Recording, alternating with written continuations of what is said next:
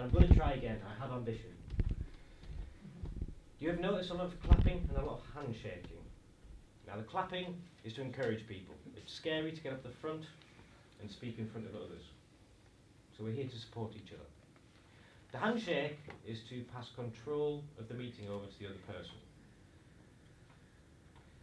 Next up is the R counter, who is Kamalika. I'd like to invite Kamalika to introduce the role.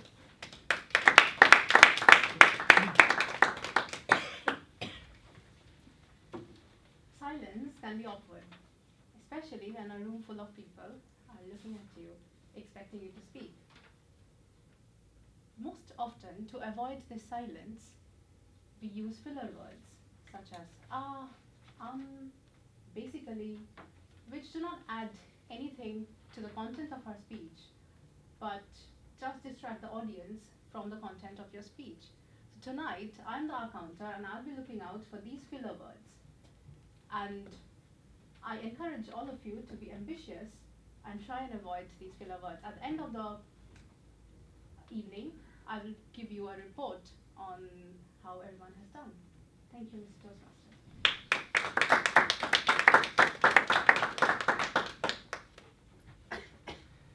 And before we do the main event, the main speeches, the prepared ones, just to let you know, if you join Toastmasters, we have a curriculum. But at the minute we're going through a little bit of a transition. So about a year and a half ago, we brought in a new curriculum. And there's a 2-year sort of overlap we've got going on. So some of the speakers this evening will be speaking from the old curriculum and some from the new. The new one's called Pathways. So we do have some information you can have a look at the break or afterwards, and there's 11 different paths you could choose from, depending what you want to do. And you can do an online assessment as a member, which can help you choose which path. But equally, you can read through the information. So for mine's visionary communication. So there's a vision I have, which I'm supposed to deliver towards the end of my pathway after a year and a half. Others it might be humorous speaking, others it might be strategic relationships, others it might be presentation mastery. I've been ambitious and I've forgotten again the next bit. So our first speaker this evening is Rob Perrett, and his evaluator is Simon Day. Could I invite up Simon Day, please?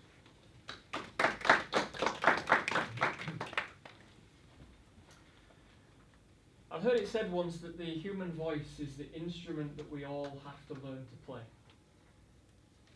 And it's the thing that we can use in our speeches to create engagement and interest. You can change pitch. You can change volume. You can pause.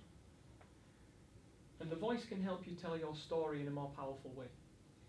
Tonight, Rob is going to be working on speech number 6 out of 10 from the Competent Communicator Manual. This is vocal variety. This is where he's going to try and use his voice to engage us in a personal experience that he's going to share. His speech is entitled Family Holidays, Heaven or Hell. So with that speech, Family Holidays, Heaven or Hell, Rob Perrett.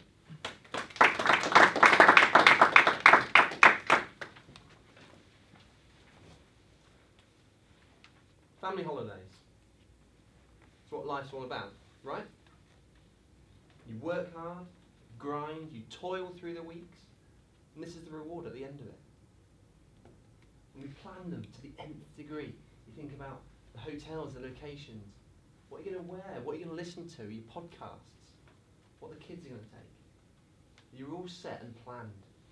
So why do they have to be so hard? I'm giving this speech tonight in the aftermath of my recent family holiday to Montenegro. Myself, my wife, my little 3-year-old daughter, Lilia, we're all set, excited to go. I'm giving this speech as a kind of a review to myself, while the memories are still fresh, but more importantly, they're still realistic. So we started off. It was early on a Monday morning, very early. We were driving towards Manchester Airport. Dark, depressing drive for a 6:30 flight. We're on the road. I was full of anticipation. I thought I'd been the hero of the hour. I booked that early flight. I'd made the most out of our first day of holiday. I was feeling good. My wife, on the other hand, reliably informed me that I was an idiot. I'd stolen her sleep. I'd ruined her life. She was not happy. I wasn't quite as chipper. But thankfully, to see us through, to thaw that icy atmosphere, was Lilia, our 3-year-old daughter. That excitement, that infectious enthusiasm for our holiday carried us through. She dragged our hands, got us through passport control, through check-in, through baggage. She was storming through that aircraft, through the airport, onto the gate. Come on, Daddy, we're going to the big orange plane! You couldn't help but get swept along with that. And before I knew it, we were on the plane, we were happy, we were settled in our seat. And it was the first test of my parental skills. I spent the night before packing Lilia's bag. Everything you might need. A continual production line of entertainment for a 3-year-old. You had the snacks, you had raisins and breadsticks. You had the games, you had jigsaws, stickers, and of course, the holy grail of every parent. The iPad. But not just any iPad. An iPad chock-a-block with a back catalogue of CVBs. Again, I was the hero. But at this point, I want to give you my first tip for a family holiday. Always charge the iPad. When we opened it up, that 4% of battery drained out quicker than Lilia ran through that airport. And the mood was sour. I was dashed again. But thankfully we got through the plane trip. Before we knew it, we were in Montenegro. We're on holiday. For those of you who haven't been or heard of Montenegro, it's a lovely country, down from Croatia on the Adriatic Sea. It's got amazing beaches, some lovely hamlets and coves. And we stayed in Budva, the capital, with old towns, with little narrow streets where you can get your bric-a-brac, your holiday tap, but also things like pottery made right in front of you. Lovely place. And the seafood you get fresh off the boat. Tastes amazing. Can't compare to anywhere you'd have at home.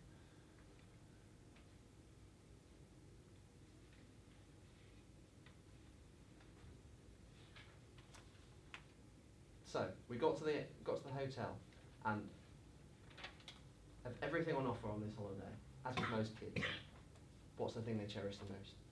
The swimming pool. Daddy, Daddy, can we go in the swimming pool? 3,000 times before we'd even got out of the hotel room. She dived in and out all week. And for everything on that holiday, the swimming pool became my favourite thing. I don't think there's too much better than watching a child grow in confidence, enjoy themselves, jumping in for the first time, diving in, going underwater. Pretty special. Lilia couldn't have got much happier at that point, until halfway through the holiday, that little Dutch kid came round the corner with a massive inflatable unicorn. The green-eyed monster had appeared. So at this point I want to give you my second tip for holiday. Banish those memories, those pre-child holiday memories. Yes, you might be on a sunbed, but it's a very different holiday. Pretty soon, those parental jobs will come thick and fast. You've got the sun cream applications, the hourly ice cream demands, the snacks, tending to stub toes around the pool. The list goes on, and of course, the hot dash trekking to a local market for that inflatable unicorn. So, the week went pretty quickly. As most of you know, a week's holiday goes in a flash. And before I knew it, I was at home reflecting on our holiday. Had it lived up to my expectations? Had it delivered? Was it worth the pain? So, writing this speech, I did some Googling around family holidays. What's the general consensus? And I found two interesting facts reading through the Telegraph. Firstly, only 1 in 5 parents actually looks forward to a family holiday. Can you believe that? The second fact is 6% of those parents come home early. They fly home early, presumably with the children.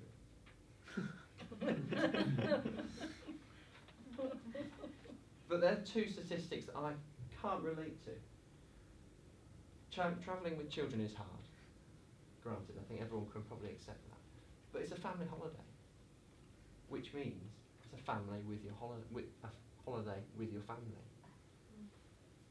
They don't leave all their quirks and idiosyncrasies at the airport. They've got to come with you. So expecting them to be too much different is unrealistic. My main tip tonight is to lower those expectations. Don't try and pack too much into your day. Don't try and read too much of the book.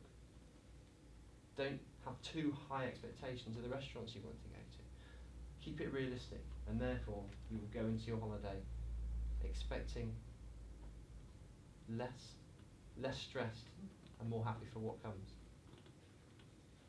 So holidays, heaven or hell? My view now is that holidays, family holidays, are a pendulum. Constantly swinging. They swing 2 seconds from some of the most stressful situations you can imagine. And in a blink of an eye, they will swing 2 seconds from some of the most lovely family experiences you'll ever encounter. Mr. Toastmaster.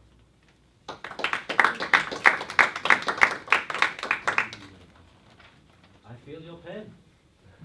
I went on my first overseas holiday with my family this year, and I've got 3 boys. One's 2.5, one's 9, and one's 11. And the baby was sick on me just before we got to the hotel on the coach. I feel it. Mr. Timekeeper, could we have a minute on the clock, please? This is the opportunity where we can all provide some feedback to Rob about his speech on those voting slips. Should have